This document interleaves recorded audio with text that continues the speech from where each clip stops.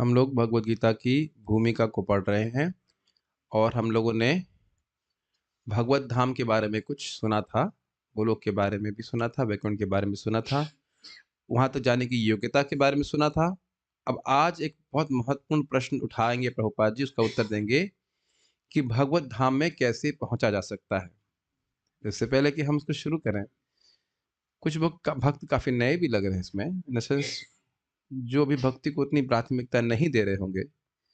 देखिए, हम लोग को वास्तव मानव जीवन जो कुछ है वो इसके लिए ताकि इस लक्ष्य को हम प्राप्त कर सकें, मरने के बाद हम भगवान के पास चले जाएँ। तो ये सबसे महत्वपूर्ण कार्य है कि हम इस परीक्षा की तैयारी करें। बाकी हम आज ही मैं विचार कर रहा था विच विच कृष्ण भावना में विचारशीलता बहुत बढ़ जाती है कि 8 से 9 घंटे हम केवल 2 टाइम पेट को खिलाने के लिए कर रहे हैं। दैट अ क्वेश्चन है, बहुत ही स्ट्राइकिंग क्वेश्चन है ना? क्या 2 वक़्त की रोटी या 3 वक़्त का खाना खाने के लिए हम 9 घंटा काम करेंगे? इतना तो पशु भी नहीं करता है। तो स्वाभाविक सी बात है कि मानव देह को धारण करने का कोई उच्चतर प्रयोजन होना चाहिए। कुछ बात समझ में आ रही है मैं क्या कह रहा हूँ? क्या हम केवल 9 घंटा, 10 घंटा इसीलिए काम करते रहें कि हमारा शरीर धारण रहे और यह ना मालूम चले कि शरीर धारण करने का प्रयोजन क्या है? तो ये कोई बहुत बड़ी बुद्धिमानी नहीं है। इससे कम में तो पशु भी काम चला लेता है। इतनी मेहनत तो पशु को नहीं करनी पड़ती है। आप देखिए कुत्ते को, बिल्ली को कितने 9 घंटे मेहनत नहीं करनी पड़ती खाना कम करने के लिए, खाना प्राप्त करने के लिए, जीवन धारण करने के लिए। तो ये मुख्य सुविधा है इंसान की कि वह भगवान के धाम जाने के बारे में सुन सकता है, उस पे अमल करके भगवान के धाम जाने के योग्य बन सकता है। उसी बात को प्रभुपाद जी यहाँ पे समझा रहे हैं। तो पढ़िए इसको। इसके बाद प्रश्न पूछा जा सकता है कि उस भगवत धाम तक कैसे पहुंचा जाता लेकिन है। ये प्रश्न उठेगा क्यों? अब बताइए क्यों उठेगा प्रश्न? क्यों उठेगा प्रश्न? भगवत धाम जाने की इच्छा क्यों होगी? आपने क्या सुना भगवत धाम की? क्या एडवर्टाइज़मेंट प्रभुपाद जी की है? नित्य है और शाश्वत है। हाँ, ठीक है, एक ही बात है और अव्यय है और अनलिमिटेड हैप्पीनेस है, ये सबसे महत्वपूर्ण बात है। नित्य हो और वहाँ भी इसी प्रकार से दुःख मिलता रहे, तो बड़ी दिक्कत हो जाएगी, वो तो समाप्ति नहीं होगा। लेकिन नित्य है, शाश्वत है और असीमित आनंद से युक्त ऐसा स्थान है। और वापस हाँ, ये भी नहीं है कि वहाँ पे असीमित आनंद मिला और वो तो वहाँ रहा लेकिन फिर हम यहाँ टपक गए वापस, ये भी नहीं है।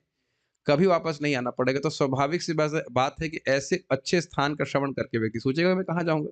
कैसे जाऊँगा? स्वाभाविक तो है लेकिन स्वाभाविक ऐसा हो क्यों नहीं रहा है, ये भी सोचने वाली बात है। यहाँ पे मेरा दृष्ट विषय है, हम गाँव में गए थे, सिलोरा में गए थे और वहाँ मैंने बताया थोड़ा-सा वर्णन किया इंडोनेशिया का, कि वहाँ कैसे झरने हैं और प्राकृतिक सुंदरता है और फल में भी वो नहीं है, केमिकल होते ही नहीं इत्यादि। तो मेरे सामने ही 2 भक्त पूछे कि टिकट कितने रुपए का है? तुरंत पूछे। मतलब 10 मिनट की प्रीचिंग से तुरंत स्पृहा आ गई कि भाई वो कितना टिकट टिकट लगता है कि वहाँ हम जाएँ। देख के आएँ भाई क्या है आप। तो अब इस प्रकार की स्पृहा लोगों की भगवान के धाम जाने के लिए क्यों नहीं हो रही है? तो कुछ लोगों को तो श्रद्धा ही नहीं है कि ऐसा है। अगर जिस व्यक्ति की श्रद्धा है कि भगवान का धाम है, तो वह उसकी नित्य अवेयरनेस, नित्य चैतन्यता बनी रहेगी कि भगवान का धाम है और मुझे वहाँ पे जाना है। मान लीजिए कि कोई व्यक्ति विदेश में जाकर के जेल में फँस जाए, कदाचित, तो वह सोचेगा यहीं अब अच्छा परिवार बन गया है, मित्र हो गए हैं, यहीं पे रहूँगा, ऐसा नहीं सोचता है वो। वो हमेशा सोचता रहेगा कि किस तरह से मैं इस जेल से छूट करके अपने परिवार से वापस मिलूँ, है कि नहीं? तो ये भले ही एक बार में नहीं होता है, लेकिन बार-बार श्रवण करते हैं, तो ये बातें धीरे-धीरे हृदय में उदित होती हैं। मुख्य कारण क्या है कि हम लोग को बाध्य होकर के बहुत सारी ऐसी बातों को श्रवण करना होता है, जिनका संबंध भगवत धाम जाने से नहीं है। जो मैं देखिए आपको बातें बोल रहा हूँ, वो आप लोगों को अपने जीवन में घटित होते हुए दिखनी चाहिए, तब आपको बात स्वीकार्य नहीं होगी।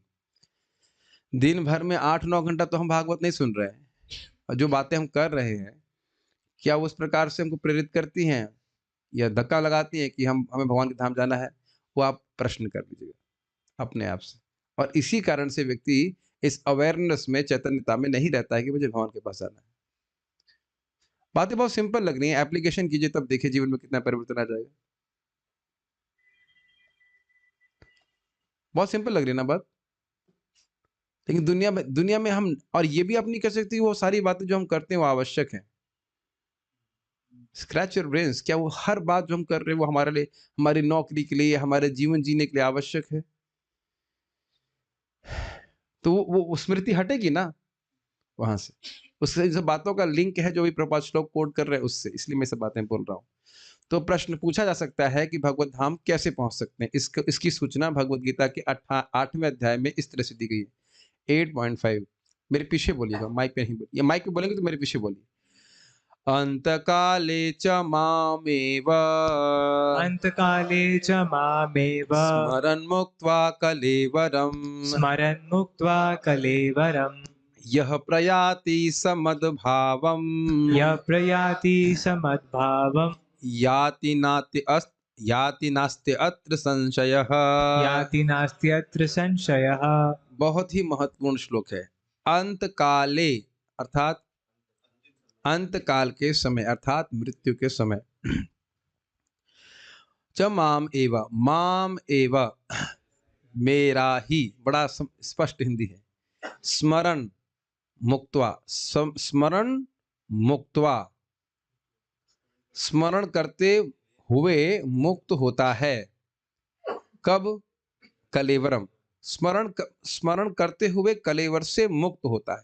ऐसे करते समझना चाहिए। कलेवर का अर्थ है शरीर, बड़ा स्पष्ट है। यह जो, अब जो का मतलब चाहे वो चंडाल हो, चाहे वो ब्राह्मण हो, चाहे स्त्री हो, चाहे पुरुष हो, चाहे बच्चा हो, चाहे वृद्ध हो, चाहे कोई भी हो, यह में यहाँ पे कोई उपाधि नहीं लगाई जा रही कि भाई ये इस कैटेगरी का होगा, तो ऐसा लिखा है यहाँ पे। यह मतलब कोई भी, इसमें वर्णाश्रम की अपेक्षा नहीं है। वर्णाश्रम की अपेक्षा नहीं, अर्थात इसमें कोई उपाधि की अपेक्षा नहीं है कि आप पढ़े लिखे हो कि नहीं हो, ना, कोई भी नहीं। यह तो इस प्रकार से जो शरीर छोड़ता है, तो प्रयाति, प्रयाण करता है, शरीर छोड़ता है। समद्भावम, वह व्यक्ति मद भाव, मेरे भाव को प्राप्त करता है, मेरी स्थिति को। जैसे भगवान शाश्वत हैं, ज्ञानमय है, आनंदमय, वैसे प्राप्त करता है। याति, चला जाता है, मेरे भाव को प्राप्त करता है। ना अस्ति, नहीं है, अत्र, इसमें, संशय, इसमें कोई संशय नहीं। ठीक, पढ़िए आगे। अंतकाल में जो कोई मेरा स्मरण करते हुए शरीर त्याग करता है वह तुरंत मेरे स्वभाव को प्राप्त होता है, इसमें रंच मात्र भी संदेह नहीं है। श्रील प्रभुपाद जी ने इस अनुवाद में कुछ विशेष शब्द जोड़ा है, और वो शब्द क्या है? तुरंत। बहुत सुंदर आपने पकड़ा, तुरंत। यह भी नहीं है कि मेरे भाव को प्राप्त करने में कुछ समय लगता हो। जैसे मान लीजिए कि ये एक रूम जेल है, मुझे लगता है, मुझे पता है जेल जैसी ही लगती है ठीक है, लेकिन जैसे ही ये समाप्त होती है और दरवाजे से बाहर निकलते हैं, आप मुक्त हो जाते हैं कि नहीं? बस वैसे, वैसे तो ये जेल नहीं है, लेकिन जेल में मान लो कोई है, जैसे ही वह उस दरवाजे के बाहर निकला, वो एक सामान्य नागरिक है। तो सिंपल सी बात सोच लीजिए। तो आप इस चीज को नारद जी के जीवन में देखते हैं कि नहीं? नेपतत पांच भौतिकम, जो पंचभूत से बना शरीर था वह तुरंत छूट गया और मुझे आध्यात्मिक शरीर प्राप्त हो गया। कैसे? तडित सौदामिनी यथा, जिस प्रकार से बिजली एक ही समय दो जगह चमके, उस प्रकार से। याद आ रहा है आप लोगों को? ये बात हमेशा स्मरण रखनी चाहिए। मैं कई बार बोल चुका हूं कि हमारा आध्यात्मिक शरीर एक क्षण की दूरी पे है, एक क्षण की दूरी पे। मृत्यु के समय भगवान का स्मरण किया, हमेशा हमेशा के लिए सारी समस्याएं समाप्त। अब इसलिए मैं इसे बोल रहा हूं कि ऐसा नहीं है कि हमारे जो भक्त हैं वो निश्चिंत हो गए हैं। कितनी कितनी समस्या लेकर के बैठे हैं ना,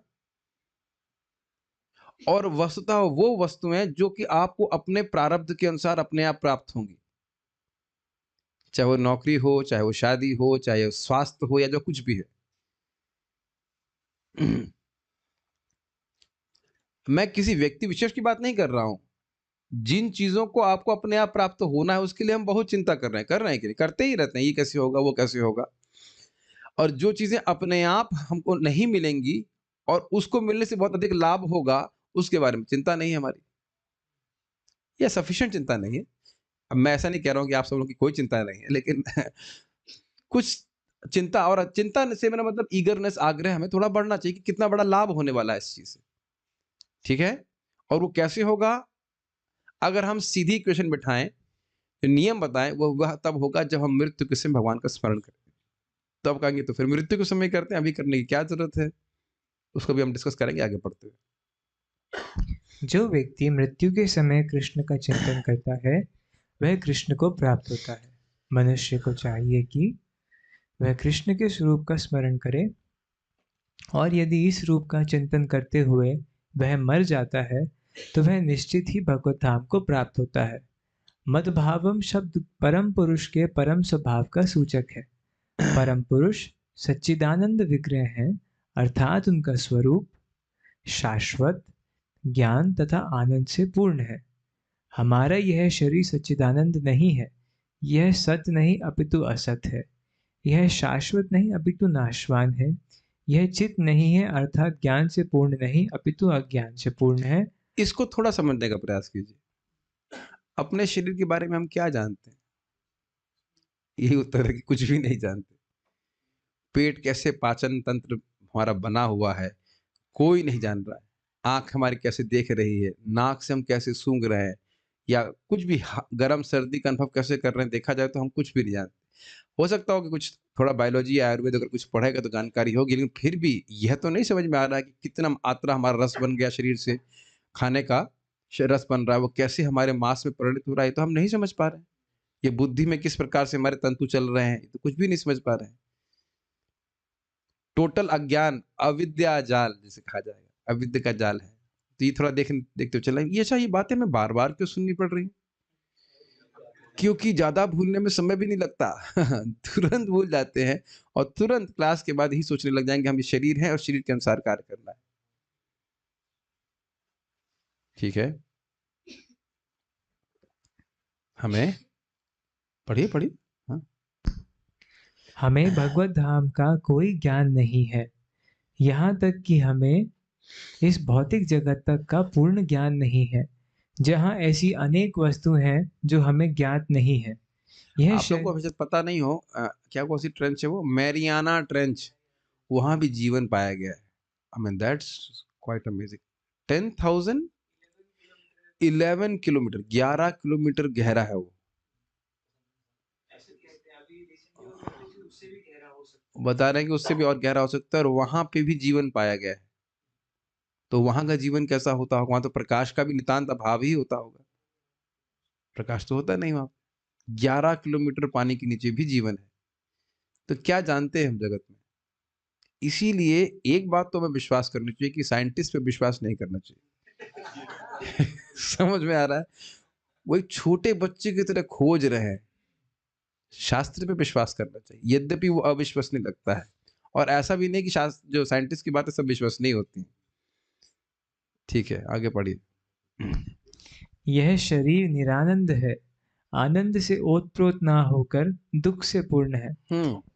मैं एक बात ये सुबह भी कहना चाहता था इस बारे में। झूठे सुख और झूठे दुख से प्रभावित ना होइएगा। झूठा सुख है इंद्रिय तृप्ति का सुख, और झूठा दुख है तपस्या का दुख। पहली वाली बात तो समझ में आ गई होगी, कई बार सुना आपने। दूसरी बात कभी नहीं सुनी होगी। अनुभव तो रोज किया है, लेकिन सुना नहीं होगा। समझ में आ रहा है, झूठा दुख, झूठा सुख तो समझ में आ रहा है कि इंद्रिय तृप्ति जो है वो हमको सच्चा सुख नहीं देती है, लेकिन हम जाप कर रहे हैं तो हमारे मन को बिल्कुल अच्छा नहीं लग रहा है। ये झूठा दुख है। झूठा दुख समझ रहे हैं? एक्चुअली सुख है। जीव गोस्वामी बात कहते हैं कि भक्ति की प्रारंभ से ही हमें रस मिल रहा होता है, लेकिन वो प्रकट नहीं होता है। प्रकट होता है अनर्थ निवृत्ति के बाद। कभी-कभी अनर्थ निवृत्ति में भी आपको प्रकट रस अनुभव होता है। जप करते समय, प्रसाद खाते समय तो खैर होता ही है, लेकिन रस मिलता है। मंगल आरती के समय भी कभी-कभी बड़ा अच्छा लगता है। और उसका अनुभव मैं कई बार बता चुका हूँ, जब हम बीमार पड़ जाए हैं और ना कर पाए साधना, तब अनुभव होता है कि हमको अच्छा लगता था। यद्यपि जब हम रोज़ करते थे तो हमको नहीं लगता था कि कुछ हमें विशेष रस मिल रहा है। मैं समझता हूँ हमारे भक्त बीमार पड़ते ही नहीं तो कैसे समझेंगे इस बात को? हम प्रार्थना भी नहीं कर रहे कि बीमार पड़े इसका अनुभव करने के लिए, लेकिन कभी न कभी तो हर भक्त बीमार पड़ जाता है और उसको अनुभव करता है कि यद्यपि रोज़ करने में लग रहा है कि हम संघर्ष कर रहे हैं कि नहीं? जप कर रहे हैं, मंगल आरती उठ रहे हैं, ये सब हर दिन लगता है संघर्ष हो रहा है। लेकिन आप देखेंगे उस संघर्ष में भी एक सुख है। Is it not? तो इस झूठे दुःख का एक इल्यूजन माया कर रही है कि भाई तुमको सुख नहीं मिल रहा, क्यों मर रहे हैं यहाँ पे? उससे भी प्रभावित मत होइएगा। झूठा दुःख है कि नहीं? वास्तविक भगवान का नाम नाम जो है, कथा है, वो सब रस्म है। हम कितनी बार उदाहरण दे चुके हैं, भाई पैसे तो मिलते रहे कथा-वथा करने के लिए, ना सुनने के लिए और फिर भी आकर के श्रवण करता है तो कुछ रस है तभी तो हम कर रहे हैं। यद्यपि यह तपस्या है और आगे जाकर के ये सुख एकदम प्रत्यक्ष अनुभव होने लग जाता है। तो इसलिए थोड़ा ध्यान देना चाहिए कि हमारा शरीर इस समय दुःख से ओत-प्रोत है, वस्तुतः दुःख से ओत-प्रोत है कि नहीं? अगर अभी भी नहीं आपको समझ में आ रहा तो 2 घंटा ऐसे ही बैठे रहिए सीधे एकदम। फिर देखिए कितना इतना हमारा हमारा तो इस कलयुग में सामर्थ्य नहीं। आज मैं महाराज जी के प्रवचन सुन रहा था तो हम देख रहे थे हम लोग कितने लद्दड़ हैं। 2 घंटा अगर हम ऐसे बैठ गए तो सोचेंगे हम तो बहुत बड़े तपस्वी हैं। और वो इतना देर तपस्या कर दिया कि उसके सिर पे क्या बाम्बी चढ़ गई थी क्या? बाम्बी बोल रहे थे ना? दीमक चढ़ गई थी, उसकी दीमक ने बाम्बी बना ली। तो क्या है हम हिरण्यकश्यप के सामने? का अगर वो इस्कॉन डिवोटी होता तो कहाँ पहुँच गया होता? है कि नहीं? मैं मेरे को तो यही कौंध रहा था कि कितनी हमारी निम्न स्थिति है कि हम 2 घंटा भी बैठने में कभी आदमी ऐसे बैठता है, कभी वैसे बैठता है, कभी ऐसे करेगा, वो लिए कभी उसमें तो कुछ लोग ऐसे जो माला वो उठाते ही नहीं, इतनी माला उनकी भारी होती है, बेचारे सो जाते हैं तुरंत। ये कलयुग की स्थिति है। तो इसीलिए जीव गोस्वामी जी कहते हैं कि कलयुग में नम्र होना कठिन नहीं है क्योंकि कोई गुण ही नहीं हमारे पास। लेकिन एक बात बहुत अच्छी मुझे महाराज की लगी कि सहयोग से समृद्धि आती है। बार-बार उस पे सोच रहा था किसी ये बहुत महत्वपूर्ण है कि भक्त लोग सहयोग करें, एक-दूसरे से कोऑपरेट करें, प्रेम से रहें और सब लोग मिल करके भक्ति में प्रगति करें। भाई यह भी तो एक आप लोगों का सहयोग है ना, आप लोग सामने बैठे हैं, तो मैं उत्साह से कुछ कथा कह पा रहा हूँ। भक्त लोग भी आकर के श्रवण कर रहे हैं। ये सब लोग मिल करके भगवान का गुणगान कर रहे हैं। दिस इज़ वेरी इंपॉर्टेंट और ये भगवान कृष्ण को बहुत पसंद करता है। एनीवेज़ बात आ गई तो तुमने बोल दिया। ये शरीर जो है वह दुःख से उत्प्रोत है और आध्यात्मिक शरीर सुख से उत्प्रोत है, तो कृपया कॉस्ट टू वैल्यू रेशियो करते चलिए कि कहाँ अपनी शक्ति को हमें इन्वेस्ट करना है। इससे पहले हम आगे जाएँ, जो महाराज उस दिन कथा कर रहे थे, कहाँ कब बोल रहे थे मैं भूल जाता हूँ, लेकिन शायद सुबह वाली क्लास में बोल रहे थे, कि धान वाला एग्ज़ाम्पल सुपर एग्ज़ाम्पल था।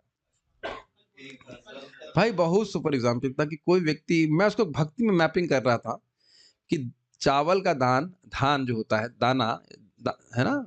धान कहते हैं, धान बोया जाता है ना? अच्छा, तो वह कीचड़ में बोया जाता है। अब वो कोई व्यक्ति कहेगा देखो कितना मूर्ख व्यक्ति है, कीचड़ में अपना धान उगाए मेहनत से वह फेंक के आ रहा है। हाँ, और वह भी सबसे बहुत अच्छा बात उस पे और एक्सपैंड कीजिए। जो सबसे अच्छा धान है, शशिकांत प्रभु वही करते हैं ना? सबसे अच्छा धान है वह कीचड़ में फेंक के आते हैं। अब कोई कहेगा कि भाई ये तो बहुत मूर्ख व्यक्ति है, अपना सबसे अच्छा धान वो भी कीचड़ में फेंक के आ रहा है। लेकिन नहीं, उस धान से आगे कितना-कितना एक पौधे से बहुत सारे पौधे एक बीज से बहुत सारे पौधे निकलेंगे या बहुत सारे दाने निकलेंगे।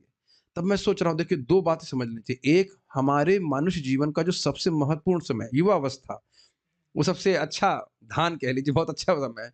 उसको अगर पूरी तरह हम भगवान की भक्ति में इन्वेस्ट करें, जितना या फिर कह सकते हैं जितना संभव है वो इन्वेस्ट कर दें, तो मूर्ख लोग तो यही कहेंगे कि हम मूर्ख हैं।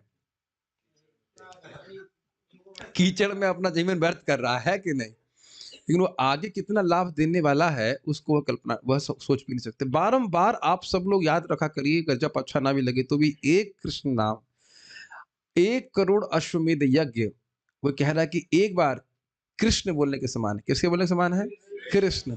तो यमराज उसको प्रेम नहीं करते, उसको दंड से मत दंडे तारयम। तेरी इतनी हिम्मत, 1 करोड़ यज्ञ को तुम एक कृष्ण नाम से कंपेयर कर रहे हो, तुलना कर रहे हो। अब आप सोच लीजिए कि कितने बड़े भाग्य का निर्माण कर रहा है व्यक्ति, जब वह सुबह उठ करके भगवान का नाम जप कर रहा है। Incalculable benefit. तो ये सब बातें हमें सुननी होंगी कि हमारे इस समय शरीर की अवस्था क्या है, आध्यात्मिक जगत क्या है, तब उसके लिए व्यक्ति नित्य प्रयास करने के लिए प्रेरित रहेगा। ये बात मैं खाली कहना चाहता हूँ। पढ़िए आगे। इस संसार में जितने भी दुखों का हमें अनुभव होता है, वे शरीर से उत्पन्न है। किंतु जो व्यक्ति भगवान कृष्ण का चिंतन करते हुए इस शरीर को त्यागता है, वह तुरंत ही सच्चिदानंद शरीर प्राप्त करता है। बहुत सुंदर बात है, थोड़ा-सा इस पे एक्सपैंड कीजिए, ग्लॉस कीजिए। जितने भी दुखों का हमें अनुभव होता है, वह शरीर से उत्पन्न होते हैं। ज़रा थोड़ा-सा विचार कीजिए। आज हमारे एक भक्त हैं, उनकी दाढ़ निकल रही, दाढ़ समझते हैं ना? Wisdom tooth. और वो बेचारे कह रहे, "प्रभु जी हमारे लिए प्रार्थना कीजिए, हम बहुत दर्द में हैं, ऑपरेशन होगा ये वो।" अब आप ये बताइए कि जब से वो पैदा हुए और अब तक, क्या एक बार भी अपनी दाढ़ के बारे में सोचे हैं? दाढ़ नहीं समझते, दाँत पीछे वाला भाग। नाम नाम ही नहीं पता, याद करने पड़ते। एक बार भी नहीं सोचे। जब वो दर्द देना शुरू किया, अब उसके अलावा हम कुछ नहीं सोच पाते। Is it not? अपने ब्रेन के बारे में आप लोग कितना सोचते हैं? सर के बारे में भी कुछ नहीं सोचते हैं। जहाँ वो आधा सीसी का दर्द या कुछ और दर्द होने लग जाता है, तो अब वही सोचते हैं। चलिए ऊपर तो एनालिसिस कर लिया। टाँग के घुटने के वो जो सॉरी घुटना नहीं, पाँव के जो छोटी उँगली उसके बारे में क्या विचार है आपका? आप लोग इस अगर मैं बोल दूँ कि कैसी लगती है आपके खुद के पाँव की उँगली तो आपको याद नहीं रहेगा। देखेंगे हाँ, क्या है आज दिखाई पड़ रही है ना? और कदाचित उसमें परिक्रमा करते-करते मैं आपको शाप नहीं दे रहा हूँ खाली बोला। होता ये कभी एक हल्का-सा एक काँटा लग जाए, देखिए तुरंत सारा ध्यान उस पे चला जाएगा। तो यानी उसमें सुख देने की क्षमता कितनी है? 0 ही मान के चलिए, कुछ भी नहीं है क्षमता। और दुःख देने की क्षमता अब ये एक-एक अंग पे आप मनन कर सकते हैं कि भाई ये हमको सुख कितना दे रहा है और दुःख कितना दे रहा है। तब ये भावना कभी नहीं आएगी या आएगी तो कम से कम इसको हम निरस्त करते हुए चलेंगे कि इस जगत में हम किसी तरह से सुखी हो सकते हैं। और ये अमीर पे भी घटित होता है, गरीब पे भी घटित होगा। उतना ही दर्द होता है। सर का दर्द सबको बराबर ही होता है। ठीक है? तो इस शरीर से उत्पन्न होता है तो कहेंगे चलो हम आत्महत्या कर लेते हैं। आत्महत्या करने से सॉल्व नहीं होगा प्रॉब्लम। ये भी बहुत बड़ा ज्ञान है लोग जब दुःख प्राप्त करते हैं तो सोचते हैं हम आत्महत्या कर लें। नहीं तुम और दुःख भोगोगे फिर। वो शरीर तुमने नष्ट किया, मानव शरीर भगवान का वो गिफ्ट है, तो उसके लिए फिर वो सूक्ष्म शरीर में भूत-प्रेत की तरह बन के घूमते रहो। सुन चुके थे आप सर्प प्रेत बना था वो, प्रेत सर्प। तो आत्महत्या करने से शरीर नष्ट नहीं होगा, फिर से शरीर प्राप्त होगा। लेकिन भगवत शरीर भगवान के पार्षद का शरीर प्राप्त हुआ तब हमको नहीं प्राप्त होगा। यस। इस शरीर को त्याग कर इस भौतिक जगत में दूसरा शरीर धारण करना भी सुव्यवस्थित है। अब मनुष्य इसका मतलब क्या है? हम अगर भगवान के पार्षद का देह प्राप्त नहीं करने का प्रयास करेंगे, करने का प्रयास नहीं करेंगे, तो ऐसा नहीं है कि दूसरा देह अब तैयार नहीं है। What a statement is it not? ऐसा नहीं है कि अब दूसरा देह नहीं मिलेगा, आपको मुक्त कर दिया जाएगा। कभी-कभी कौन आपके वाले घर वाले बता रहे थे, प्रभु जी ने पूछा कि कुछ करो भाई भजन करो मरने के बाद कहाँ जाओगे? तो क्या बोल रहे थे भगवान में लीन हो जाएँगे ना, ब्रह्म में लीन हो जाएँगे। भगवान में लीन हो जाओगे। अभी तुम पूरा समाज में लीन हो, भौतिकता में लीन हो और अपने आप ही ब्रह्म में लीन हो जाओगे। क्या ब्रह्म में लीन होना क्या ये मतलब रेवड़ी खाने जैसा है? रेवड़ी होता है ना? रेवड़ी क्या होता है क्या? नहीं रबड़ी नहीं रेवड़ी होती है जो ट्रेन के किनारे बिकती है ना छोटी-छोटी तिल के तेल वाली। ऐसा है क्या रेवड़ी ब्रह्म में लीन होना इतना आसान है क्या? हाँ, भगवान के चरणों में ब्रह्मलीन ऐसा कुछ भगवान के चरण में जिस भगवान के चरण का तुमने कभी स्मरण नहीं किया वहां ऐसे लीन हो जाओगे। ठीक है। हम तो ऐसे शब्द सुने हैं, एक भक्त बहुत अच्छे भक्त हैं, उनके पिताजी बोले मर जाऊंगा मरते दम तक बिजनेस करूंगा। मर जाऊंगा लेकिन बोले कि ताऊ जी मर गए हैं, आप देख नहीं रहे हो, सब छोड़ के चले गए, नहीं जो भी हो मरते दम तक मैं बिजनेस करूंगा। क्या तो देखिए आसक्ति, तो फिर क्या वही प्रभुपाद जी बड़ा अच्छा बोल रहे थे कि ठीक है तुम भारत से आसक्त हो तो भारतीय बनोगे लेकिन भारतीय शरीर में नहीं। समझ में आया? तुम भारत में आसक्त हो तो भारत में ही जन्म मिल जाएगा लेकिन चूहा भारतीय, भारतीय चूहा, भारतीय शेर, भारतीय जिराफ या भारतीय जो कुछ मिल जाएगा, जरूरी नहीं कि भारतीय मनुष्य ही बनो। Quite interesting. ठीक है, पढ़िए। अरे भाई दूसरा लाइन तो बाउंसर है, प्लीज। मनुष्य तभी मरता है जब यह निश्चित हो जाता है कि अगले जीवन में उसे किस प्रकार का शरीर प्राप्त होगा। प्रभुपाद जी का ना एक एक line is like so much loaded with so much of wisdom, इसे कहना चाहिए। ये निर्धारित कर दिया जाता है कि अब इनका अलग क्या होगा? जैसे सोचिए सिंपल सा एग्जांपल, आप लोग वो जानते हैं ट्रांसफर ट्रांसफर जो गवर्नमेंट उसमें काम करते हैं वो ट्रांसफर होता है। तो ट्रांसफर होने के लिए पहले ही आप लोग को छुट्टी कर देते हैं। नहीं, दूसरी जगह जहाँ पे स्थानांतरण होना है वो पहले निश्चित किया जाता है और कि भई यहाँ उनकी पोस्टिंग होगी, उसके बाद यहाँ से आपको बस लेटर आता है कि यहाँ से वहाँ पोस्टिंग होगी। बहुत सुंदर बात है। कर्मणा दैव नित्रेणा, इस समय जो कर्म व्यक्ति कर रहा है उससे निश्चित किया जा रहा है कि उसका अगला अगला जन्म कहाँ पे होगा। अमरनाथ प्रभु, अगला जन्म कैसे मिलेगा किसी व्यक्ति को? फ़ोन में देखने से? You think I can not see you? अरे भाई इतनी छोटी क्लास में तो एब्सेंट मत भाई देखो ये कोई ज़बरदस्ती तो है नहीं। मेरे का मूड खराब हो जाता है ऐसे। हिंदी तो समझते हैं ना? हिंदी नहीं समझ रहे हैं? अगर मैं बोलूँगा कल फीस्ट है 35,000 रुपए का, तो आपको समझ में आया ना मैंने क्या बोला? Don't be absent minded. देखिए औपचारिकता नहीं है ये क्लास। ये आपके संग मेरे संग घटित होने वाला है कल। ये समझ लीजिए बात को। कल ही होने वाला है। कल हो सकता है करुणामृत प्रभु ना बनाए, उनका फीस्ट खा रहे हो हम कल। मैं ऐसे बोल नहीं रहा हूँ। या आप या मैं या मेरा भी फीस्ट अनाउंस हो जाए कल। आप लोग पैसे तो दे ही दे देंगे, कोई दिक्कत नहीं। It is quite possible my dear devotees. उस दिन परम पूज्य लोकनाथ महाराज बोल रहे थे, आप भी थे ना क्लास में? महाराज बोल रहे थे कोई व्यक्ति मर गया तो सब हँसने लगे थे। तुम लोग हँस रहे हो, अरे तुम्हारी भी यही गति हो सकती है। ये बहुत महत्वपूर्ण, ऐसा नहीं हो रहा किसी और के बारे में बात हो रही है, उसका जो है कर्म के अधीन में है, वो मरेगा और हम नहीं मरेंगे, आज नहीं मरेंगे, कल नहीं मरेंगे। ये हमें अपने कल्याण के लिए समझना होगा, डाँट नहीं खाइए, साथ ही खाइए। तो हम क्या बात कर रहे थे यहाँ पे बताइए? विजय प्रभु क्या बात बोली गई? प्रभुपाद क्या बोल रहे हैं अभी यहाँ पे? माइक दीजिए इनको। मरने से पहले अगले जन्म में हमें क्या बनना है वो हमें निर्धारित हो जाता है और वह किस पे आधार पर निर्धारित होता है? इस समय कर रहा है।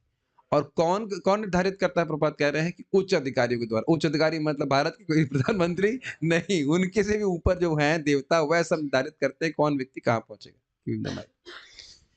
ये इसलिए महत्वपूर्ण है जानना कि यद्यपि हम जो कुछ कर्म कर रहे हैं, सोच रहे हैं स्वतंत्र है, स्वतंत्र कुछ नहीं हो, सब देख रहे हैं, देखा जा रहा है कि क्या कर रहे हैं, उसके आधार पर वो करते हैं निर्धारित, और वहां कोई रिश्वत नहीं चलती। यहाँ पे होता है ना कि यहाँ पोस्टिंग, यहाँ अच्छी पोस्टिंग नहीं है, हमको यहीं रहने दीजिए, तो रिश्वत खिला के चल जाता है, लेकिन वहां कोई रिश्वत नहीं चलती। पढ़िए। इसका निर्णय उच्च अधिकारी करते हैं, स्वयं जीव नहीं करता। इस जीवन में अपने कर्मों के अनुसार हम उन्नति या अवनति करते हैं। यह जीवन अगले जीवन की तैयारी के लिए है। क्या दोबारा से पढ़िए, लगे सुनाई नहीं पड़ा, म्यूट हो गए सब लोग, फिर से पढ़िए।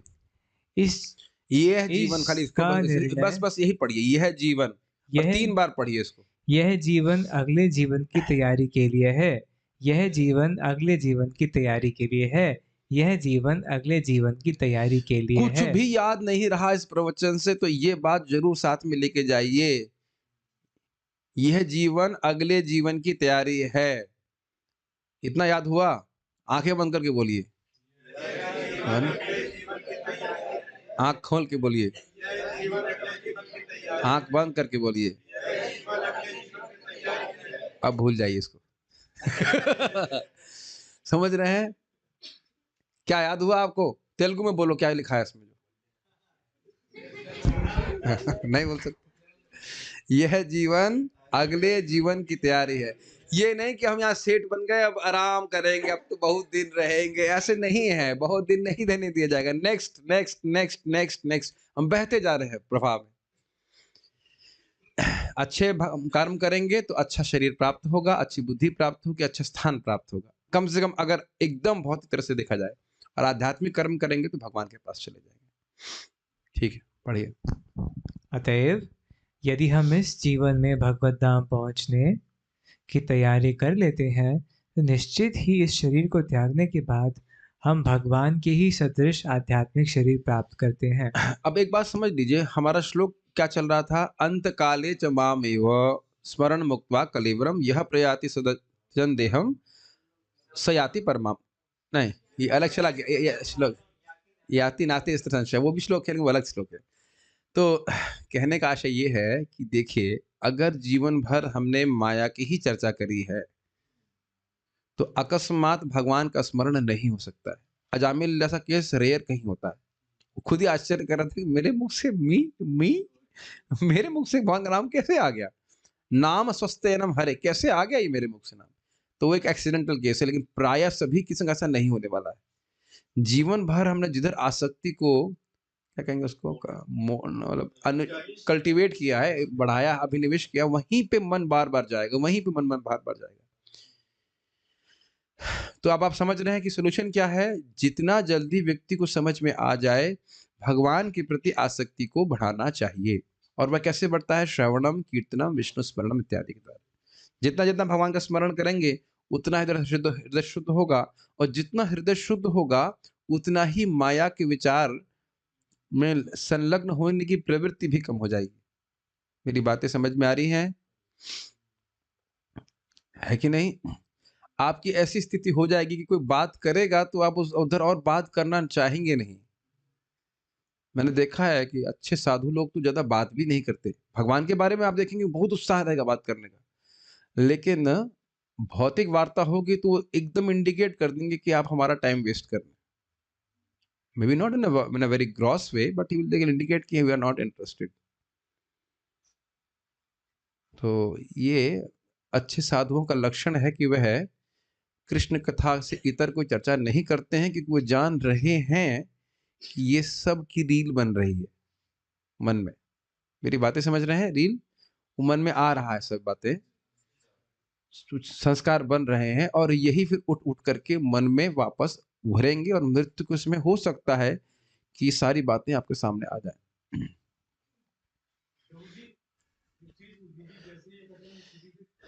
हम जब ये शरीर छोड़ेंगे, भगवान अभी गए, कभी गए, हाँ।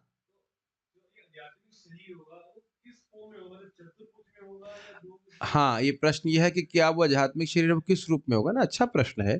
क्या वो चतुर्भुज रूप में होगा, द्विभुज रूप में होगा? डिपेंड करता है कि व्यक्ति कहाँ जाना चाहता है। अगर वो वैकुंठ जाना चाहता है तो वहाँ चतुर्भुज रूप होगा। हाँ, तो भगवान कृष्ण की पूजा करेंगे तो जैसी आपकी सेवा की वृत्ति होगी उसके अनुसार शरीर प्राप्त होगा। जैसे मान लीजिए, जैसे गोप कुमार का हम पढ़ेंगे तो गोप कुमार जो है वह द्विभुज रूप में जाते हैं, मतलब ग्वाल बाल के रूप में जाते हैं। तो ये ध्रुव महाराज की तो चतुर्भुज रूप में भी नहीं गए, दो भुज रूप में गए। तो वो व्यक्ति के भाव के अनुसार होता है, जैसा उसका भाव होगा उसके अनुसार उसको शरीर प्रदान किया जाता है। भाव कैसे प्रकट होगा आप जानते ही हैं। भगवान भगवान की साधना भक्ति करते हैं तो आप क्रमशः अनर्थ निवृत्ति, भजन क्रिया, उस अनर्थ निवृत्ति, निष्ठा, रुचि, आसक्ति, भाव, तो भाव स्तर पे समझ में आ जाता है कि मेरा संबंध भगवान से क्या है। फिर प्रेम स्तर के बाद फिर भाव वह संबंध प्रकाशित हो जाता है। आप सुन चुके, पता नहीं आप सुने कि नहीं सुने, चैतन्य चरितामृत में इसका वर्णन है कि वो बाह्य अपने शरीर से साधना कर रहा होता है, आंतरिक रूप से वह अपने सिद्ध में स्थित रहता है, और फिर वो भगवान नित्य सेवा करते हुए भगवान के चला जाता है। ठीक है, हम और इसको एक्सप्लेन नहीं करना चाहते। हाँ, कुछ पूछना चाहते हैं? ओके, माइक माइक तो पहुंचे नहीं, करनी कॉर्डलेस। हाँ, बोलिए फिर। हाँ, प्रश्न ये है कि अगर हमारा क्या स्वरूप फिक्स्ड है, और क्या हम वैकुंठ जाकर के वापस गोलोक जा सकते हैं? जी हाँ, बिल्कुल जा सकते हैं। बृहद भागवत तुम्हारा सेकंड प्रभु जी को दे दीजिएगा, और आपको लेना ही है, और आपको पढ़ना ही है। ये क्वेश्चन जो है महंगा पड़ेगा। आप अंग्रेजी जानते हैं और आपको पढ़ना ही पड़ेगा। और अब मैं इस बार पढ़ रहा हूँ, बड़ा रोचक ग्रंथ है, एक्चुअली बहुत रोचक ग्रंथ है मेरा। आप तो संकल्प उठ रहा है कि उसको पढ़ाएंगे, पक्का पढ़ाएंगे। स्वरूप चेंज नहीं हो रहा है। गोप कुमार वैकुंठ गए, वैकुंठ में उनको अच्छा नहीं लगा, वह गोलोक चले गए उसके बाद वहां से। अब हम ज्यादा पर्सन नहीं कर रहे उसके ऊपर, क्योंकि ये हमारे यहाँ पे विषय नहीं है इतना। हम स्वरूप सिद्धि के बारे में नहीं बात कर रहे, खाली इतनी बात कर रहे हैं कि जो व्यक्ति श्रवण कीर्तन कर रहा है जीवन में, उसकी आसक्ति बढ़ती जाती है, उसका मन बारंबार भगवान में जाता है। जब मृत्यु होगी तब भी उसका मन भगवान में ही जाएगा। आप देखो नारद जी के केस में, उनको पता ही नहीं चला कि कब शरीर छूट गया, इतना उनका एब्जॉर्प्शन था भगवान के शरीर। अजामिल के केस में भी इसी प्रकार से था। बात हम खाली यहाँ पे जो बात कहना चाह रहे थे कि देखिए, उन्हीं वस्तुओं का स्मरण होता है जिनका हम श्रवण कीर्तन करते हैं। तो बड़ा सतर्क रहिए कि किन वस्तुओं का श्रवण कीर्तन कर रहे हैं। मैं बारंबार रिपीट कर रहा हूँ। देखिए, जो लोग मजबूर हैं उनकी मजबूरी को तो हम सॉल्व नहीं कर सकते, कि भाई भक्तों के लिए सबसे अच्छा जॉब है टीचिंग का। तो हम इसको अस्वीकार नहीं कर रहे हैं, इस समय तो यही व्यवस्था है। लेकिन टीचिंग में भी क्या क्या अविद्या पढ़ानी पड़ती है, हिस्ट्री, ज्योग्राफी, बायोलॉजी, है कि नहीं? जिसकी मजबूरी है वो करे, हमें हमें उसके लिए मेरे पास कोई सोल्यूशन नहीं, इसलिए मैं कुछ कह नहीं सकता। लेकिन उसमें भी तो 5 घंटा आपको जब जब जब जब बोलना होता है ना, तो क्या वो मन में नहीं चलेगा? आप सोचिए, आप एक दिन 5 घंटा भागवत सुनेंगे, तब एक दिन ऐसा करते हैं, मैं सोच रहा हूँ एक दिन किया जाना चाहिए कि 6 घंटा अपन भागवतम डिस्कशन करते हैं। और तब देखिए उसका प्रभाव क्या होता है, चाहे सो के आओ, मतलब एक दिन ऐसे देखो प्रभाव की, मान लो 4 घंटे हम लोग और एकदम डिस्कशन के रूप में करें, ताकि किसी को ये ना लगे कि हम खाली बोल रहे हैं। तो आज आप देखेंगे उसका प्रभाव होता है, ऐसी बात नहीं कि आप प्रभाव नहीं अनुभव करते। अभी 2 घंटा महाराज सुन रहे थे, फिर अब 1 घंटा सुन रहे हैं, और अब देखो किस प्रकार से प्रभाव होता है, एकदम से आपकी चित्त जो है भगवान की तरफ जाने लग जाता है कि नहीं? एटलीस्ट कुछ समय के लिए माया से तो हटता है, दिन भर माया की चर्चा। और अभी हम 1 घंटा, इसके बाद के 8 बजे से तुरंत हम लोग दैनिक जागरण की चर्चा करेंगे। अब देखिए कैसे चित्त आपको डिस्टर्ब हो जाता है। मैं बारंबार कह रहा हूं कि यदि धन कमाने की जरूरत नहीं है, तो इस प्रकार किसी भी प्रोफेशन में मत जाइए, किसी प्रोफेशन में मत जाइए। कोई जरूरत नहीं है टाइम बर्बाद करने की। बहुत टाइम ऐसे ही बहुत कम है बर्बाद करने के लिए, कहा है कि नहीं? आज ही मैं प्रसाद देते समय सोच रहा था कि भागवत अभी कितनी बाकी है, पूरा समुद्र की तरह छूटा पड़ा है, पता नहीं जीवन में पूरा कर पाएंगे कि नहीं। समुद्र की तरह आप लोग नहीं जान रहे, हम जान क्या रहे हैं, देखिए ना एक टीकाओ में कितना विस्तार है। Any how, let us focus on this point. आध्यात्मिक शरीर कैसे प्राप्त होगा? मृत्यु के समय भगवान का स्मरण करेंगे, और मृत्यु के समय स्मरण तभी होगा जब इस जीवन में बारंबार भगवान का स्मरण करेंगे।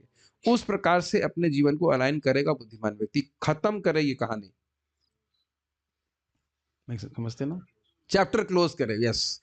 एक के बाद एक चैप्टर नहीं खुलता रहना चाहिए, इसमें कहानी वही लिखी जा रही है, आहार, निद्रा, भय, मैथुन। और कोई शब्द नहीं।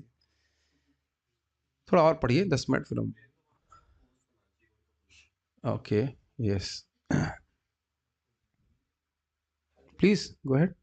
जैसा कि पहले कहा चुका। जैसा कि पहले कहा जा चुका है, आध्यात्मवादियों के कई प्रकार हैं, ब्रह्मवादी, परमात्मावादी तथा भक्त। और जैसा कि उल्लेख हो चुका है, ब्रह्म ज्योति आध्यात्मिक आकाश में असंख्य आध्यात्मिक लोक हैं।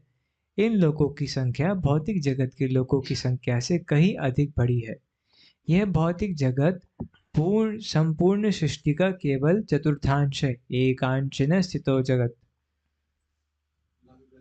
इस भौतिक खंड में लाखों करोड़ों ब्रह्मांड हैं, जिनमें अरबों ग्रह, सूर्य, तारे तथा चंद्रमा है। किंतु यह सारी भौतिक सृष्टि संपूर्ण सृष्टि का एक खंड मात्र है। एक बात जब मेरा हमेशा जब मैं पढ़ता हूँ या स्मरण करता हूँ, तो मेरे दिमाग में एक बहुत अच्छी सी बात आती है कि यश का क्या महत्व है। और जब यश का महत्व नहीं है, तो फिर धन का क्या महत्व है? मेरी बात को समझ पा रहे हैं? इसी पृथ्वी में आपको कौन लोग जान लेंगे, और इस पृथ्वी के लोगों को कौन जान रहा है? संपूर्ण लोगों को मिलाकर भी कौन जान रहा है? और हम सूर्य घर के बारे में खाली विवस्वान को जानते हैं, उनके तो बेटे का नाम जानते हैं थोड़ा बहुत। सूर्यदेव के बेटे हैं यमराज जी, एक आध दो लोगों का नाम जानते हैं, यमुना जी उनकी बेटी है। बाकी तो और वहां के लोगों के निवासी को नहीं जानते कि वो कितने प्रतापी होंगे। अब इंद्र कितने प्रतापी होंगे उसकी तो हम धारणा भी नहीं कर सकते। मनवंतर के लिए उनका शासन काल रहता है, और वह भी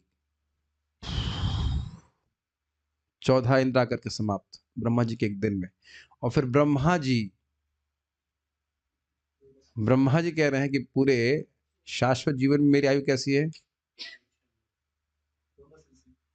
और लोमस ऋषि तो बड़ा ही सुंदर एग्जाम्पल दे रहे हैं। अच्छा याद दिला दिया आपने कि भाई एक बार समुद्र के तट पे, मैंने सुना है समुद्र तट पे भजन कर रहे थे, धूप लग रही थी, तो कोई आकर बोला भाई कुटिया तो बना लीजिए। तो लोमस ऋषि के संग ये स्थिति है कि जब ब्रह्मा जी मरते हैं तब उनके शरीर का एक बाल टूटता है, और वो तब मरेंगे जब शरीर के सारे बाल टूट जाएंगे। तो कहते हैं मेरी उम्र ही कितनी है कि जब मैं कटिया बनाऊं।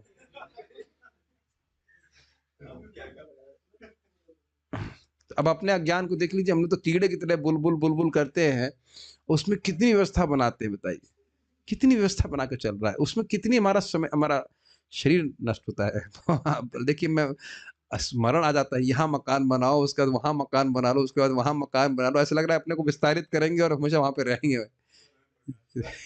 बहुत कठिन है।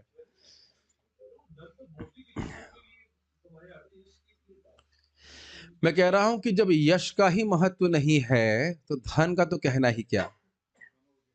भाई यश तो बड़ा अच्छा लगता है ना, सबसे सूक्ष्म इच्छा यश की होती है कि यश हमारा बहुत फैल जाए, मान प्रतिष्ठा इत्यादि हो जाए। जब उसका ही कोई वैल्यू नहीं है, देखिए क्या वैल्यू है बताइए हमारे इसकी। मैं खाली ये कहना चाहता हूं कि थोड़ा सा भी विवेक रखेंगे तो भौतिक इच्छाओं का छेदन करने में हमें कोई कठिनाई नहीं होगी। ध्यान से सुनिए कि महाप्रभु का शब्द है कि भक्ति कर रहा है और अगर इन इच्छाओं का छेदन नहीं कर रहा है शुरुआत से माली होकर के कि पूजा लाभ प्रतिष्ठा, तो भक्ति का जल श्रवण कीर्तन का वो उधर पुष्ट होने लग जाएगा। मेरी बात समझ रहे हैं कि मैं पूजा प्रतिष्ठा लाभ इत्यादि प्राप्त करने के लिए, प्रभुपाद जी का शब्द है यदि हम सम्मान की अपेक्षा कर रहे हैं then we are not advance devotee. मैं इसे क्रॉस करके बता रहा हूं। If you are an advanced devotee, if we are an advanced devotee, we will not want respect. Respect मिलेगा आगे की बात है, लेकिन हमारे हृदय में सम्मान की इच्छा अगर है तो हम एडवांस्ड डिवोटी नहीं हैं। सर्वरूपी सहिष्णुता का गुण होना चाहिए तभी एडवांसमेंट। अगर हम सोच रहे हैं कि हमको बड़ा, इसलिए जानबूझकर अपने को ऐसी स्थिति में रखना चाहिए कि आपको सम्मान ना मिले। सिंपल रहना चाहिए, सादा रहना चाहिए, जानबूझ कर कैसे रहना चाहिए। बहुत सुंदर बात है, बहुत ही सुंदर बात है। ये सब एक अंश मात्र है, एक बादल के अंदर है और पूरा आध्यात्मिक आकाश विस्तार है। कौन है हम? कुछ भी नहीं है। Very nice. ये सब बातें कभी भी आप आकाश को देखें, अगर कभी देखने का मौका मिलता है, और नहीं तो गूगल भी देखिए, अगर सीधे नहीं देख पा रहे हैं तब बारंबार ये महसूस होता है कि हम हमारी भौतिक कार्यकलापों का क्या महत्व है। इन सभी बातों का हमारे विषय से चर्चा का सबसे बहुत महत्वपूर्ण संबंध है कि अंत काल में हमें भगवान का स्मरण करना है। Does that make sense? Hitting the nail on the head. जो कुछ किया है अंत काल में भगवान का स्मरण करना। अब आप कहोगे प्रभु जी वो तो सुन रखा है ना हमने कि अंत काल में स्मरण नहीं किया लेकिन पूरा जीवन स्मरण किया। तो पूरा जीवन स्मरण कर रहे हैं, पहले ये क्वेश्चन कीजिए आप, पूरा दिन में कितना समय हम भगवान का श्रवण कीर्तन में लगा रहे हैं, स्मरण में लगा रहे हैं? वह प्रश्न हमें अपने आप से करना है, किसी दूसरे को नहीं बोलना है। ठीक है। मैं थोड़ा सा कभी कभी मतलब थोड़ा सा ना, हाउ टू से, वाइंड अप करने के लिए, वाइंड अप नहीं कह सकते, थोड़ा सा ट्विच करने के लिए थोड़ा सा कठोर भी बोलता हूँ। भगवान कृपालु हैं, प्रभुपाद जी कृपालु हैं, सब कुछ है, लेकिन हमें भी तो कुछ अपनी तरफ से प्रयास करना है ना कि हम भगवान को नहीं भूले। भक्ति संदर्भ में जीव गोस्वामी कहते हैं अगर एक क्षण के लिए भगवान के लिए भूल जाओ, ये मैं अपने को सुना रहा हूँ, कई बार मैं खूब भूलता रहता हूँ, तो ऐसे रोना चाहिए जैसे आपको वो बहुत पैसा चला गया हो। कितना रोते हैं ना, पैसा चला जाए तो 10,000 रुपये, मान लो 10,000 पेट जेब से चले जाएं, कितना दुखी होगा। 10 लोगों को बताएगा हमारी जेब कट गई है कि नहीं। फोन, आईफोन किसी का चोरी हो जाए, नहीं कुछ आप नहीं दे रहा हूं, लेकिन मान लो आईफोन चोरी हो जाए, 10 दिन व्यक्ति दुखी होगा कि नहीं होगा? लेकिन है कि नहीं? नहीं होता। और हमारा कितने क्षण भगवत विस्मृति में जा रहा है, उसका कोई दुख नहीं किसी को। हम अपनी ही बात कर रहे हैं, हम भी तो ऐसे ही कर लेते हैं। ये सब शास्त्रीय वचन है। एनीवेज, पढ़िए आगे। अधिकांश सृष्टि तो आध्यात्मिक आकाश में है। जो व्यक्ति परब्रह्म में विलीन होना चाहता है वह तुरंत ही परमेश्वर की ब्रह्म ज्योति में भेज दिया जाता है और इस तरह वह आध्यात्मिक आकाश को प्राप्त होता है। जो भक्त भगवान की सानिध्य का आनंद लेना चाहता है वह वैकुंठ लोकों में प्रवेश करता है जिनकी संख्या अनगिनत है। ये सबको पता चल गया? कुछ लोगों का पीछे प्रश्न आ रहा था कि वैकुंठ भी अधिक होते हैं क्या, तो क्लियर समझ में आ रहा है। अनेक अनेक वैकुंठ हैं, अनगिनत वैकुंठ हैं, और उसमें भगवान विष्णु अधिष्ठाता के रूप में है जी। जहाँ पर परमेश्वर अपने विभिन्न पूर्ण अंशों यथा चतुर्भुज नारायण के रूप में विभिन्न नामों जैसे प्रद्युम्न, अनिरुद्ध तथा गोविंद के रूप में भक्तों के साथ साथ रहते हैं। अब एक प्रश्न यह बन जाएगा कि भगवान अलग अलग रूपों में क्यों रहते हैं? हाँ, भक्तों की अलग अलग इच्छा होती है, वह भगवान के अलग अलग रूपों के प्रति शाश्वत रूप से आकर्षित होते हैं, इस कारण से वह अलग अलग स्थान को प्राप्त होते हैं। तो एक विज्ञान है। पढ़िए। अतएव जीवन के अंत में आध्यात्मवादी या तो ब्रह्म ज्योति का या परमात्मा का या भगवान श्री कृष्ण का चिंतन करते हैं। प्रत्येक दशा में वे आध्यात्मिक आकाश में प्रविष्ट होते हैं, लेकिन केवल भक्त या परमेश्वर से संबंधित रहने वाला ही वैकुंठ लोक में या गोलोक वृंदावन में प्रवेश करता है। और यह इसके भाव पर निर्भर करता है। ऐश्वर्य भाव से पूजा कर रहा है तो वैकुंठ, और राग मार्ग से भजन कर रहा है तो गोलोक। एक बात आप लोगों ने शायद नहीं ध्यान दी होगी कि जो लोग ब्रह्म का अनुशीलन कर रहे हैं वह ब्रह्म जाएंगे, ठीक है, और जो भगवान की पूजा कर रहे हैं वो वैकुंठ या गोलोक जाएंगे, लेकिन जो परमेश्वर की पूजा कर रहे हैं, ये परमेश्वरवादी, वो कहाँ जाएंगे? एक प्रश्न आ जाता है। परमेश्वर, समझिए, मैं परमेश्वर बोल गया, परमात्मा में कहना चाहता, परमात्मा की जो परमात्मावादी वह कहाँ पे जाएंगे? ये कई बार प्रश्न उठ जाता है। देखिए, यद्यपि परमात्मावादी परमात्मा का दर्शन हृदय में कर रहे हैं, लेकिन वह अपनी सत्ता को नष्ट ही करना चाहते हैं, वह भी ब्रह्म सायुज्य ही प्राप्त करेंगे। परमात्मा भगवान, परमात्मा के रूप में भगवान वैकुंठ में नहीं रहते हैं, तो परमात्मावादी भी ब्रह्म में ही लीन होना चाहते हैं। इसका रेफरेंस मैं अभी तुरंत नहीं दे पाऊंगा, कई बार लोगों ने पूछा और कई बार मैं आपको भेजा भी हूँ, ढूंढ के मुझे वापस बता दीजिएगा कहाँ रेफरेंस दिया था, लेकिन बड़ा स्पष्ट ये जो है लिखा गया है। मैं समझ रहा हूँ प्रभुपाद के ग्रंथ से ही मैं आपको भेजा भेजा था ये। तो ये परमात्मावादी भी भगवान की सेवा नहीं करना चाहते हैं। आप पहले भी सुन चुके हो कि इन लोगों का सेवा भावना नहीं होती है, तो यह ब्रह्म में ही लीन होते हैं। यद्यपि वह परमात्मा का दर्शन कर रहे हैं, विष्णु को देख रहे हैं, फिर भी वह ब्रह्म में ही लीन होना चाहते हैं। ठीक है, दिखाइएगा 3:29-30। देखिए, in the beginning these yogis accept the supreme personality of Godhead, but they ultimately give up this idea in order to become personal. ठीक है, they are most unfortunate although they have a personal conception of the absolute, they neglect to render devotional service to the Lord and thus fall down। तो ये आप लोग पढ़ लीजिएगा homework के रूप में। कहाँ से है? 3:29-30, 3:29-30, 13, क्षमा कीजिएगा, 3:29-13 है ना? अच्छा, 3:29-13, नहीं वो श्लोक नहीं है, 3:29-13। तो यहाँ पे वही है श्लोक, क्या सालों के साथ समय पे? नहीं, वो नहीं श्लोक है। यानी यहाँ जो भी है आप देख लीजिएगा, 3:29-13, 30 नहीं प्रभु जी, 3:29-13 को पढ़ लेंगे तो जो परमात्मावादी है वह भी ब्रह्म में ही लीन होना चाहते हैं, या कभी कभी वह भगवान के वपु में, विग्रह में लीन होना चाहते हैं। तो ये उनका दुर्भाग्य है। क्यों दुर्भाग्य है? क्योंकि भगवान की सेवा के सुख को वो नहीं समझ पाएंगे, से वंचित रहेंगे। वो वाला श्लोक है सालों के साथ। ठीक है, ओके, पढ़िए। भगवान यह भी कहते हैं कि इसमें कोई संदेह नहीं है। इस अब पर यह क्यों कह रहे हैं? ये क्यों कह रहे हैं कि इसमें कोई संदेह मत करो कि तुम मेरी प्राप्ति करोगे? एक साथ कांग्रेगेशन चैंटिंग करना सिखाया गया। माइक लेके बताइए। एक बड़ा अच्छा प्रश्न बन जाएगा, भगवान यह क्यों कह रहे हैं कि इसमें संदेह मत करो? आने का कोई कारण नहीं है, नहीं, भगवान स्वयं डिक्लेयर कर रहे हैं। और एक साथ एक, हाँ आप बताइए, सोचने वाली बात। भगवान कुछ आप सही जा रहे हैं। ये कह रहे हैं कि प्रायः लोगों का यहाँ पे स्वभाव है संदेह करने का, और सामान्यतः ये बात लगेगी कि भाई इतने इतने तपस्या करने के बाद भी मुक्ति नहीं मिलती, और इतने इतने जन्मों के बाद भी, और केवल आपका स्मरण करने से हम मुक्त हो जाएंगे।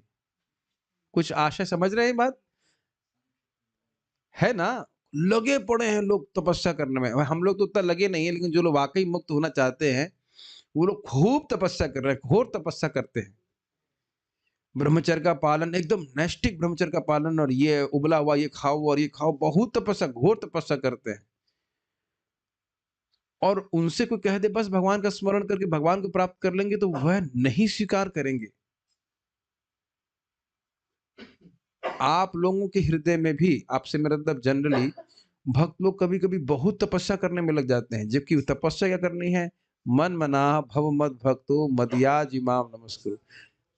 ये सिद्धांत सर्वकालिक है, इसीलिए भगवान 2 बार ही बोल रहे हैं। आप ऐसा नहीं कि किसी विशेष स्थान में होता है। मन मना भव मद भक्तो मदयाज इमाम नमस्कुरु, इसी से भगवान के पास पहुंच जाएंगे। और वाकई अगर उसकी श्रद्धा होगी, कैसे कहते हैं, कर्री श्रद्धा होगी, कर्री मतलब दृढ़ श्रद्धा होगी, तो इसी को पकड़ कर जीवन चला लेगा अपना। भगवान का हम स्मरण अधिक कैसे कर सकें, कैसे उनकी पूजा कर सकें, कैसे उनकी हम क्या था पूजा भक्त बन सकें और उनकी हम नमस्कार कैसे अधिक से अधिक कर सकें। बस यही करना है और फिर आप भगवान के पास पहुंच जाएंगे। ठीक है, तो इसलिए कोई संदेह करने की जरूरत नहीं है। भगवान स्वयं बोल रहे हैं और संदेह करने की प्रवृत्ति है हमारी, इसलिए भगवान बोले संदेह मत करो। ठीक है, थोड़ा सा पढ़ के रुकना चाहता हूँ। इस पर दृढ़ विश्वास करना चाहिए। हमें चाहिए कि जो हमारी कल्पना से मेल नहीं खाता उसे ठुकराए नहीं। हमारी मनोवृत्ति अर्जुन की सी होनी चाहिए। आपने जो कुछ कहा उस पर मैं विश्वास करता हूँ। अतएव जब भगवान यह कहते हैं कि मृत्यु के समय जो भी ब्रह्म परमात्मा या भगवान के रूप में उनका चिंतन करता है वह निश्चित रूप से आध्यात्मिक आकाश में प्रवेश करता है, तो इसमें कोई संदेह नहीं है। इस पर अविश्वास करने का प्रश्न ही नहीं उठता। और फिर भी अविश्वास क्यों करते हैं, जरा ये बताइए। हृदय में दूषण होने के कारण व्यक्ति श्रद्धा नहीं कर पाता है। इसीलिए बारंबार भक्ति के श्रवण कीर्तन के द्वारा हृदय शुद्ध होता है, तो सहज रूप से श्रद्धा इधर बढ़ जाती है। उसके बाद क्या टॉपिक चेंज हो रहा है? हाँ,